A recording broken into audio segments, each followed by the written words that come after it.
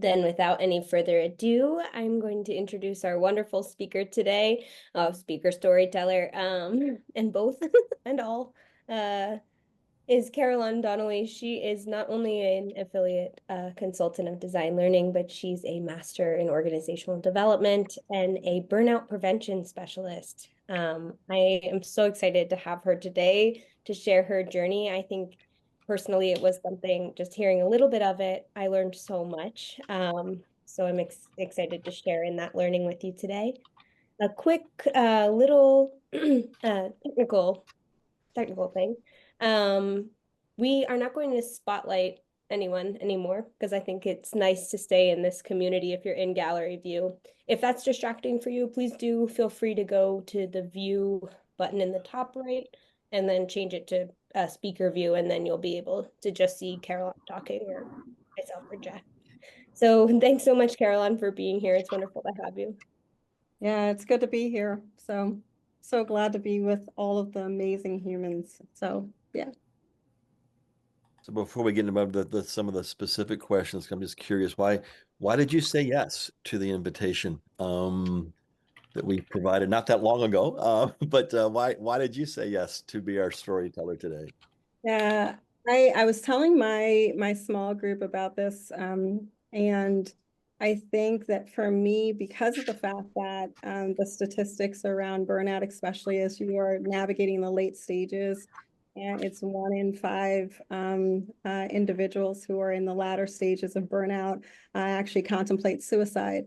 And I think that most people don't know that. And so I feel like anything that I can do to be able to get the word of hope out there to folks about the fact that this doesn't have to be the end, but it can be a beautiful beginning.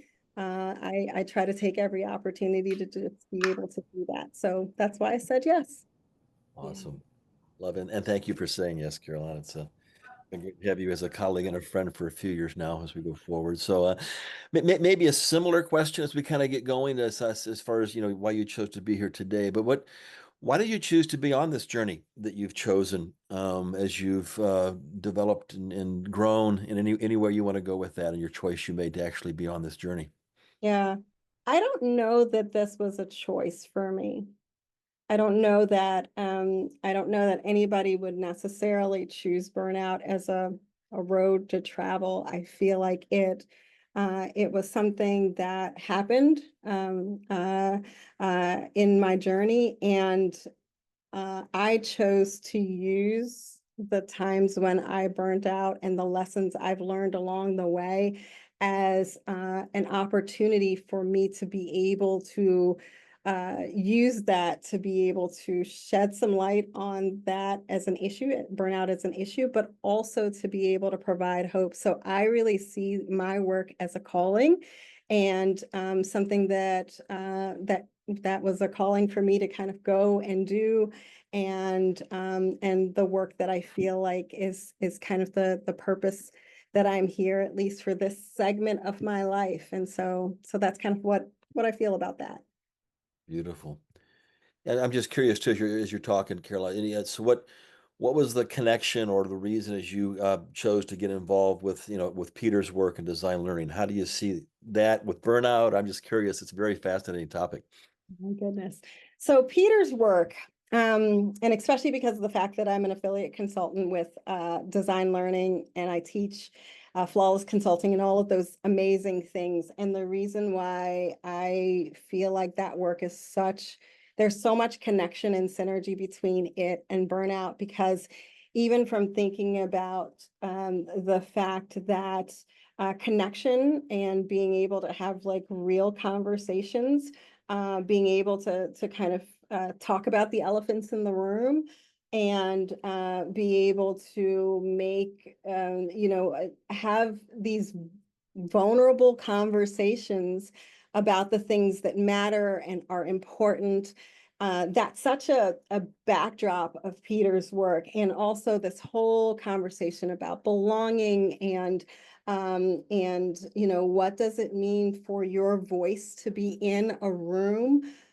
I feel like all of that feels like to me, it feels like the backbone for the work that I do with regards to burnout, because I feel like, especially the work that I do in organizations, I feel like there are conversations that are not being had around the things at work that are actually burning people out, for which, if we can create the right kind of container for leaders and employees to be able to say what's not being said, I think that it would lead to a lot of burnout really being mitigated. And I think that courage really on both sides, right? Vulnerability on both sides, right? Vulnerability for the leader in being able to ask the question when they're seeing an employee that is acting a bit out of character, or something is different, or they're just noticing certain patterns of behavior, like, they get to work super early and they're the last ones to leave, and they're your top performer and they're super conscientious, but they're also perfectionistic, like all of these little things, for which I think if the leader is vulnerable enough to be able to initiate a conversation with that employee, and that employee is able to have enough courage to be able to say what they need. Something about that, I think there's magic in being able to have those conversations. And so I feel like Peter's work is really this beautiful exchange of needs in order to make working relationships better, right? And so when I think about it like that, it's such a significant connection to the work that I do. And I feel like even in working with organizations with Flawless and things like that, being able to help people to have those conversations, like I've heard time and time again how much that their ability to do that actually impacts their ability to either navigate the burnout that they're feeling right now, or for them to be able to kind of mitigate it by setting some significant boundaries. So that's kind of how I see all of this playing together. So hopefully that's helpful. Absolutely. I just did. What struck me there was the conversations that aren't being had, right? And what courage does it take to invite and to share vulnerability, all those courage pieces that go through there. So beautiful. Thank you, Caroline. And I love how you tied together, so many pieces of your journey already, and kind of, I think burnout, obviously experiencing that as being a major milestone, but are there other milestones or influences, maybe aha moments that have carried you along the way? Um, I would say that one of the biggest things is the fact that for me, burnout was not a singular event. I wish that it was. I wish that I was. I wish that it was. But in some ways, I'm glad that it wasn't. And so as I think about my initial burnout story, I recognize that, I'm like fresh out of college, all of the stars in my eyes, and really feeling like, oh my goodness, this is so awesome. I could do this work that I'm doing all day long. And I didn't realize that I was actually like setting myself to get on the burnout treadmill, right? And again, people don't realize this because, it's just like, it's all the things that we are being taught and what society is kind of like teaching us about what does it mean to work hard, etc. And so I think that the first milestone for me was that initial bout of burnout, and getting to the place where I was really at the end stage of burnout that I kind of talked about and alluded to at the very beginning, as to the reason why I feel called to this work. And in getting that far to the place where, I was not able to focus at work. I went from being a top performer to, hardly being able to get out of bed to go to work, and then ultimately walking away from that career. I feel like that was a significant milestone, because I had put so much of my identity into, this is what I do and I'm good at it. And so that mile marker of walking away from a job that I had previously loved because I was so burnt out, that was a milestone and a mile marker for me.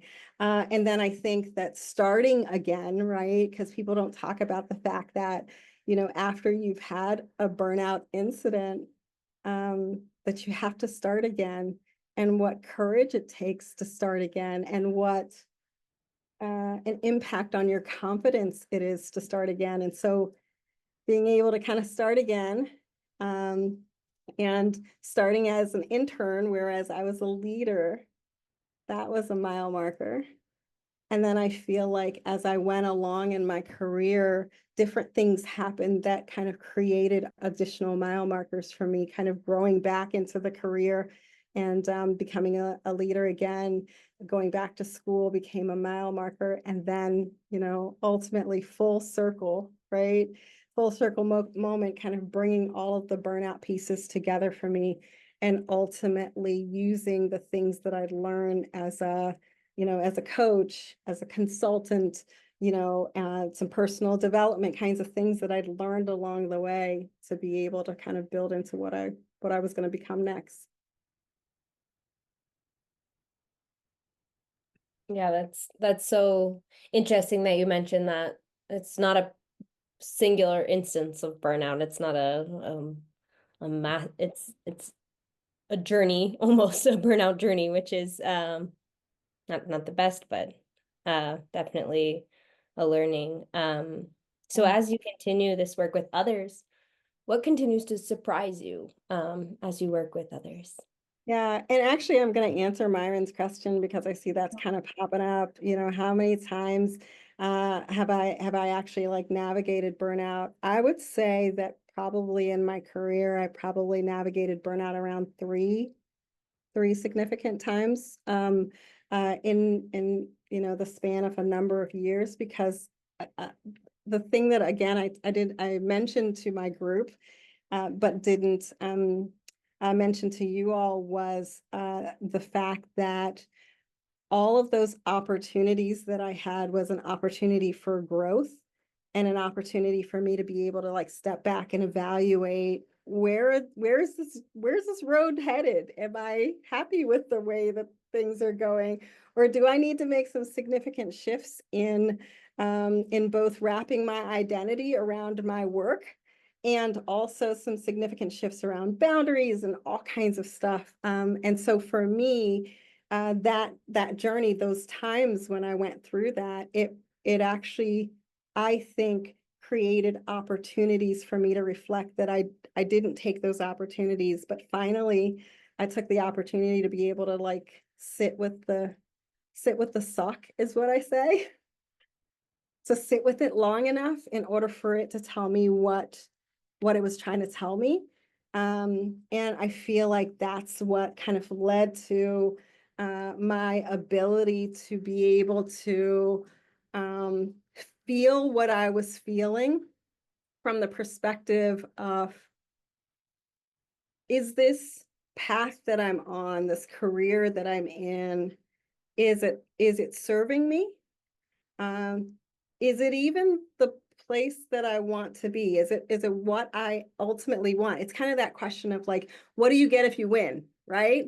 Um, and in recognizing the what do I get if I win, I didn't like the prize, right? At the end of the thing, I was just like, oh, if I actually live this thing out to the natural course of things, I'm not sure that I want what I get. And so for me, it became this beautiful opportunity to be able to um, sit with the fact that uh, it wasn't what I wanted, and to be able to sit with the questions around what's possible, right? What are my options, right? As opposed to, oh my goodness, I've gotten myself into this mess. What am I going to do? And I feel like in sitting both in the discomfort of not knowing what was next, and the discomfort of how it felt to be burnt out, and be able to reflect on the journey. I think that the biggest ahas kind of came with sitting in the challenging parts of it. And I feel like it led me on some beautiful journeys. So I'll talk about the journeys a little bit and the ahas that came on the journeys. So one of the beautiful journeys that happened was I in taking going from a manager of of a part of an organization to then taking a job as an intern in an organization, because my confidence had been so shot. Um, I feel like there was something beautiful in starting over again, right? So one of the ahas for me was around the gift of being able to be a beginner again. Um, and again, people often don't see those things as gifts. They see them as like, oh my goodness, you went from this to this. But there was such a beautiful gift in being a beginner, right? Right, Wendy, right? There was a gift in being a beginner because I could be a learner, I could experiment, I could see what was possible for me. I didn't have to have my knower hat on and just, be like, I know all of the things, and so therefore there's no learning. And I think in that experimentation, it gave me an opportunity to be able to kind of like break out of the mold of the identity that I thought was me, right? That thought process of, the who I was, all of those things was kind of coming up. So beginning again. And then as I walk through the journey, being able to have these amazing mentors that I feel like they were like heaven sent. Literally, I feel like they came like at the right moments and poured into me and allowed me to be able to have mentors who then became friends who, I have a Yoda, right? On my desk that one of my mentors actually gave me. And I feel like I had Yodas along the way. For those of you that are Star Wars fans, I had Yodas along the way who kind of like came along and they had these amazingly wise sayings and things to do. And many of the sayings were simply questions that they just laid at my feet and said, laid a question at my feet and allowed my brain to be able to ponder it. And I kind of feel like from there, it allowed me to be able to kind of like grab nuggets along the way. So I feel like a lot of the ahas came in the sitting in the discomfort and in the questions that were posed from my amazing mentors that just kept pushing me out of my comfort zone and in experimentation. So that's kind of where those where those came from. Wonderful, wonderful. So much going through my head as you're talking here, Caroline, as far as the almost to the point of, do we even recognize we're on a journey? To even pause to know it because we're in the middle of it, and the gifts that provides, whether it's a positive and or a negative piece that we're into. So thanks for those pieces. So maybe as you think about, we've been talking about kind of a little bit where you've been. What are you looking? What's next, or what are you looking forward to in the impact on you and others as you continue this journey? Yeah, I feel like, really looking forward to being able to continue my work in organizations because I think that one of the things that is kind of a misconception about burnout or kind of the way that I think it's been spun over the years and it's changing, right, is that burnout is an individuals like challenge, right? So like you burnt yourself out. And so therefore, if you can go and take care of that and then come on back into the workplace, really appreciate that. And please don't try to burn yourself out again. And I feel like for me, the road ahead the road currently in the road ahead has been in kind of rewriting that narrative a little bit, and both being able to put the onus on both the individual and also on what we can do in an organization in order to create burnout resistant spaces or burnout resistant cultures in organizations.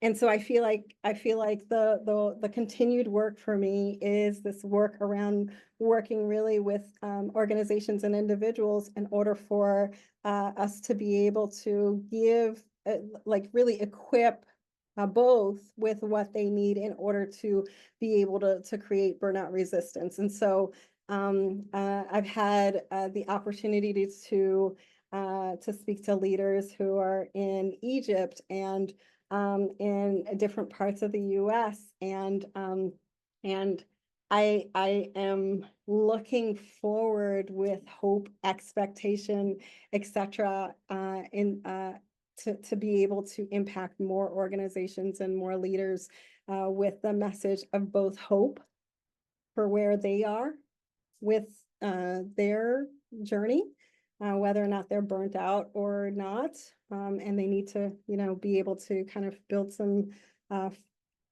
skills in order to not get burnt out, and also hope around the work that I can do inside of organizations in order to help them both identify kind of where their folks are with regards to burnout, and then be able to do some due diligence around, whether or not the programs and things that they have in place, are they working, not working? They don't have programs at all. And so therefore some things need to be built in. And how do we educate both leaders and employees on how to have better conversations about burnout, and even how to identify what burnout is, and how that's different from stress and all of these other things. Because I honestly believe that a yoga, meditation, stress management, all good, all good.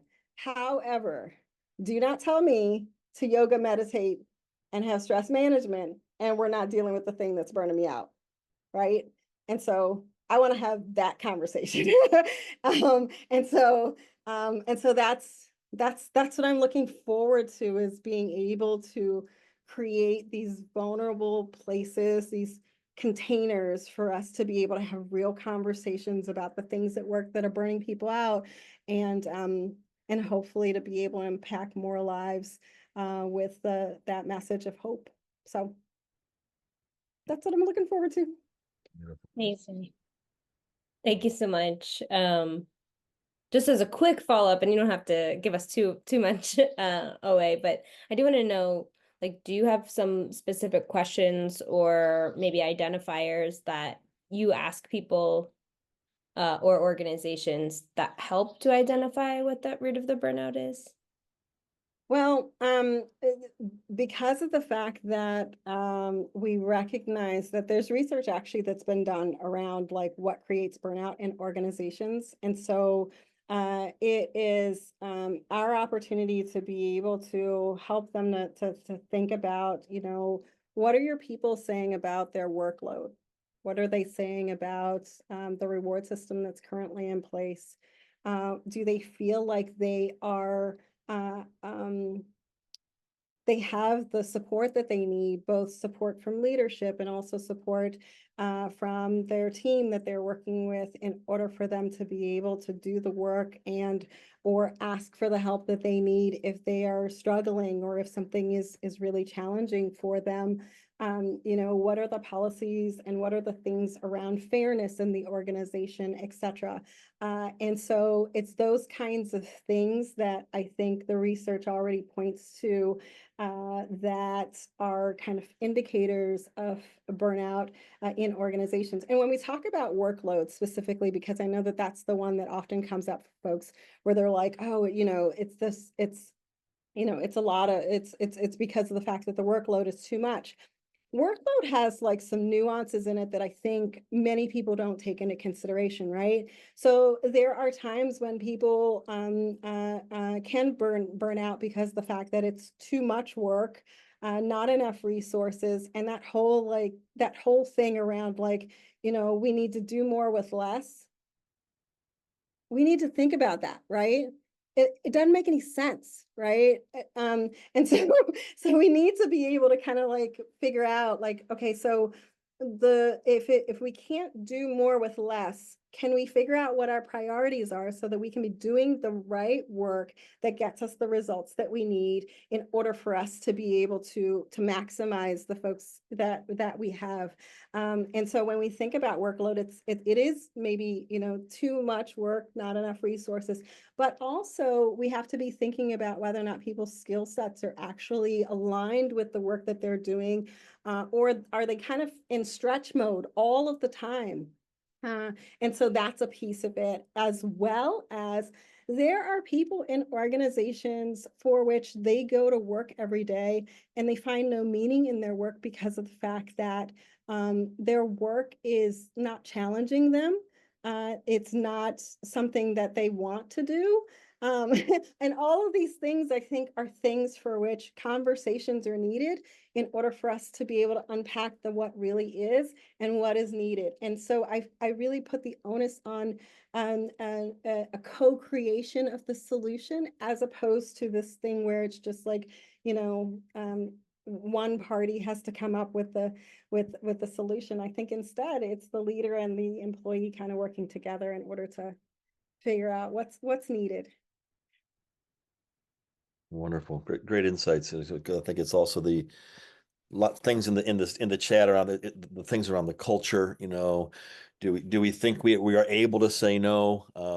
Personally, you know, what as Peter asked the question, what have I said yes to that I no longer mean? A lot of those right self pieces that I think a lot of times, at least for myself, I don't stop enough to reflect. I just am on this treadmill, you know, going forward. So it's a beautiful piece as we go. So.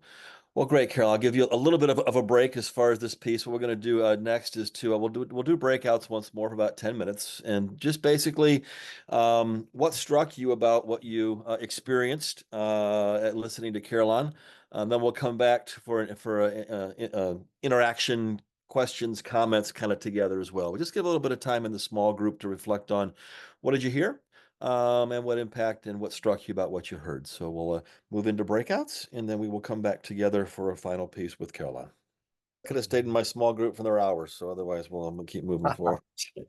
That's the beauty. I think it's the yeah, just open it up at this point in time. If you have questions from what you've heard from Caroline, comments. This is kind of getting back to whole community. Anything you'd like to integrate and have a kind of a group discussion is the purpose as we begin to wind down our time together. So anything from your small groups or your what's been impacting you from as you've listened to the interactions with Carolyn and others today.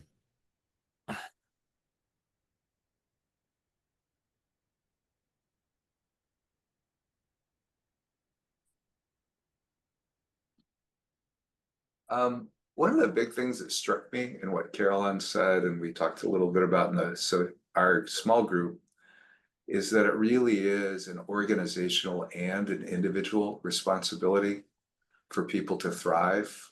One of the strongest effects on our behavior is the culture of the people around us. And if everybody around us is sort of in the, yeah, we pour out everything we have for the mission and to get stuff done,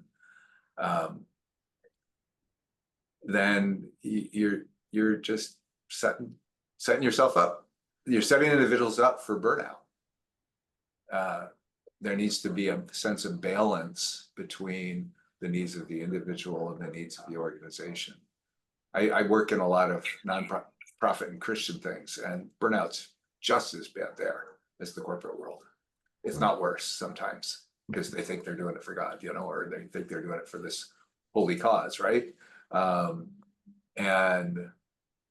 it's not healthy. You know, you have to look at both and the emotional toll of what's going on, not just the volume of the work. And the other thing that struck me was a lot of times that people have the double whammy of if communication and collaboration and safety are low, then a lot of time processes are inefficient. You're doing work that doesn't need to be done. And you've got the double whammy of having this huge workload and also being frustrated because you feel alone, nobody's listening, no one's trying to improve it, right? Which creates the hopelessness, despair, isolation. Isolation is also a huge issue. So lots of good things. Yeah. Thank you, Carolyn. Myron, you had your hand up a bit ago. Still want to add something? Well, one thing I want to do is just extend my gratitude to Carolyn. It was just lovely hearing you. And one of the things that was really profound for me was hearing the passion that you have for this, about helping, about understanding this, what this is about, where it comes from, what the source is. So I really, really appreciated that. It touched me deeply. I would say the other piece that I think a lot about identity and collective identity, who we are together. Who do we need to be and who we are together, and that really came out in what you were saying as well. And so just an acknowledgement, appreciation for that. Thank you. Thanks, Myron. Kirsten. Yeah, so just listening to you, Myron, sharing your appreciation for Carolyn, and I absolutely second that. What stood out to me just now, and it was just a thought around, your courage and your vulnerability to share so openly. And what I often see is that there is still a sense of stigma around burnout, in terms of, I can't hack it, or I'm not capable enough, or whatever it might be. And I feel quite strongly about, and what has already been shared, that it's not just an individual behavioral issue, it's a systemic issue about, we have our organizations structured, very patriarchal, very autocratic, not allowing room for people to, look at this unspoken contract so that they can shift their behavior by addressing this unspoken contract. But if we would actually start to acknowledge that burnout is an individual issue, but also an organizational issue, perhaps that would break down some of the stigma and allow more of that conversation to actually happen. So thank you for that insight, the two of you. Thanks, Kirsten. Yeah, a little curious, Carolina, because what came up in a little bit in our group was hope and fear. I think both. Young other generations that are coming up, is there our older generations that have kind of locked into this burnout piece? Are you seeing differences as you work with others individually in the culture? No, I honestly think that that the younger generation that's coming up is feeling burnt out as well, and that's due to a number of different things. There is this pervasive thought in our culture around work must fulfill me, it must be my purpose, etc. And when work doesn't live up to that high standard, it becomes this thing for which it begins to grate on people, because again, there's this thought about what it should be and the disconnect of what it is. And there's this reconciliation that needs to happen between those things. And I think that a number of the folks in the younger generation are kind of like reckoning with that and trying to figure out, like, what does this look like? And so I think that there are pockets of burnout in all of the different generations because of some of these disconnects between, our identity being wrapped up in work, us feeling like work should fulfill me and be my purpose, and also some of the organizational kind of things that have kind of come out of us going through a pandemic, and us not sitting with what that has meant for us and how we work and how our organizations work, etc. Instead, we've kind of come to a place of saying, all right, so let's get on the treadmill and keep it moving. And I think that there's a level at which there needs to be some sitting with what has happened, and then being able to create strategies for what needs to be as we move forward. And so yeah.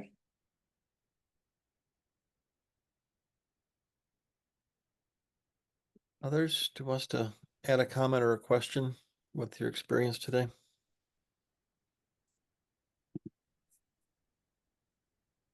Well, I've talked a lot, so I kind of feel guilty, but I just I do want to say I love what you said about the pandemic because I know for a lot of millennials, I think our way of working, especially, it became everything in life, and I was on the brink of burnout, if not very burnt out, and I experienced that myself, and I think that was during the pandemic, and I had to really make that shift between, okay, this isn't my whole life.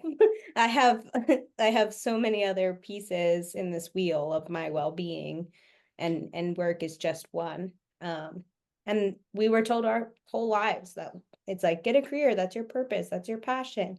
And sometimes it's not about your passion, it's about, and you mentioned this, I think, in our prep call. I don't know if you said it again today, but living in your genius mode. I think that that is like the best takeaway for me is like living in your genius mode. Yeah, yeah. And being in there as much as possible, because I think that life obviously creates the conditions for which you're living in it, and then you're out and you're stretching and all of those things. And so there's a level at which there needs to be a greater percentage of you being there as opposed to you being in these stretch kind of things, because I think that in order for something else to be your genius kind of place, there is going to be an opportunity for you to stretch into that new place. So there will be that discomfort of all of that. But at the same token, I think, yeah, I think there's more opportunity to do that. So. Mhm.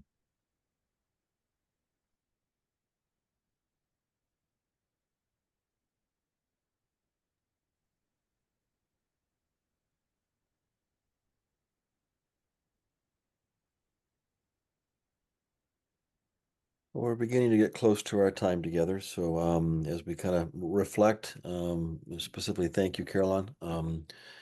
I know Maya put some connecting. If you want to learn more about what Carolyn is up to with her work and get in touch with her, there's a few connecting pieces in the chat. So hopefully it's going to cause us to connect more often.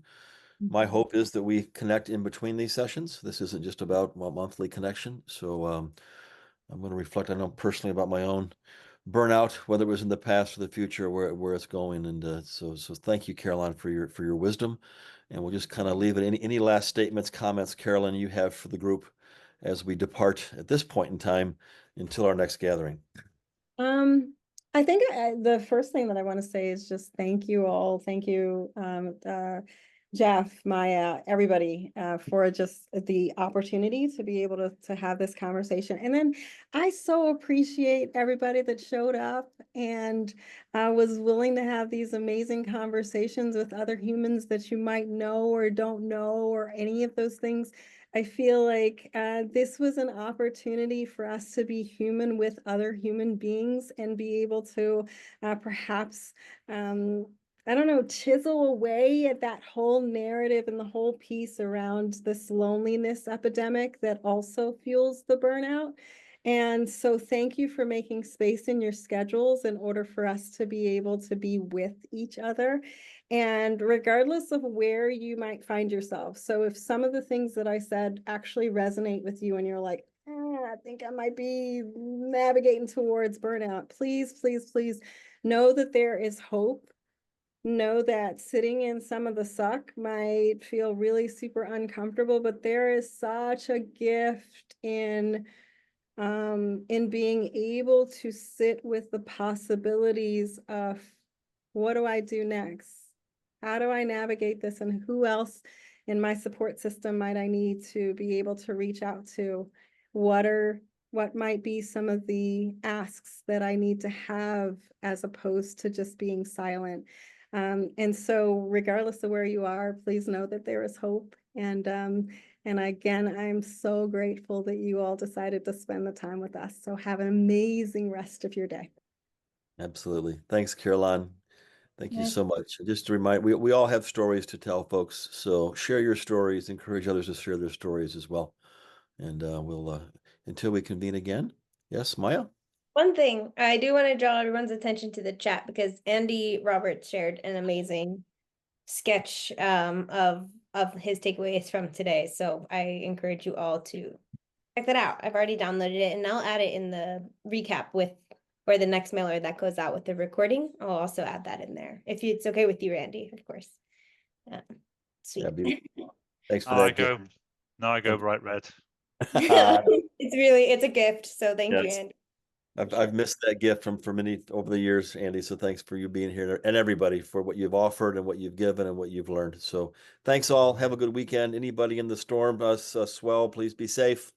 And other things around the world that are just crazy right now. Prayers of safety and hope as we leave today. So thanks all. Have a good weekend. Amen. Take care. Bye-bye.